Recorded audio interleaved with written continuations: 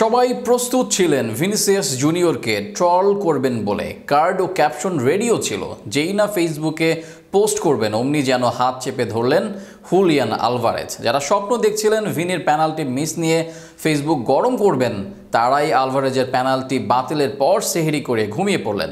এভাবেই যেন শেষ হলো একটা দলের সাপোর্টারদের স্বপ্ন। না, হলো না।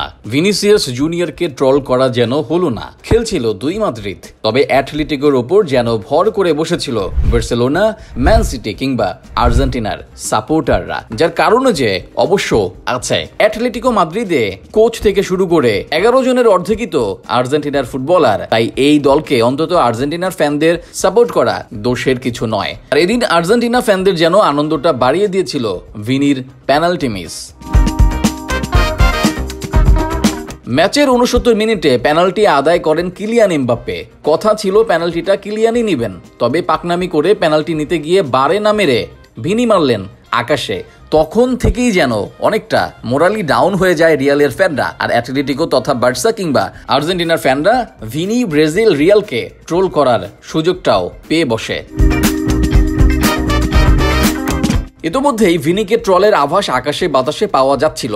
সবাই তৈরি হচ্ছিলেন কিভাবে ট্রল করা যায় তাকে। পোস্টের ক্যাপশন কিংবা ছবি, কার্ড ইতিমধ্যেই রেডি থাকার কথা, কেবল বাকি পোস্ট করা। তবে কিসের কি, আর্জেন্টাইন ফ্যানদের যেন কিছুতেই কিচ্ছু হলো না। পোস্ট করতে গিয়েও সব কেটে কুটে সেহেরি করেই বিছানায় যেতে হলো।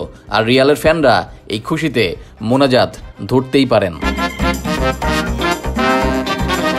ম্যাচে অ্যাটলেটিকোর 1 গোলের পর আগের লেখ মিলিয়ে চলছিল সমতা। অতিরিক্ত সময়েও যখন এই ডেডলক ভাঙতে পারেনি, তখন হয় পেনাল্টি। আর এই পেনাল্টি নিয়েই যত সব সমস্যা। আলভারেজ দুর্দান্তভাবে বল জালে জড়ালেও ভিআর তার গোল বাতিল করে। কারণটা তিনি নাকি 2 পা দিয়ে শট দিয়েছেন। সে যাই হোক, এসব অ্যানালিটিক আলোচনা। তবে আলভারেজের গোল বাতিল হওয়ার পরই যারা তৈরি ছিলেন ভিনিকে ট্রল করার জন্য, তাদের যেন মাথায় হাত পড়ল।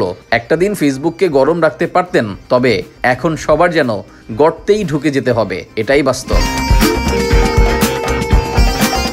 রেজাউল করিম, নিউজ টক।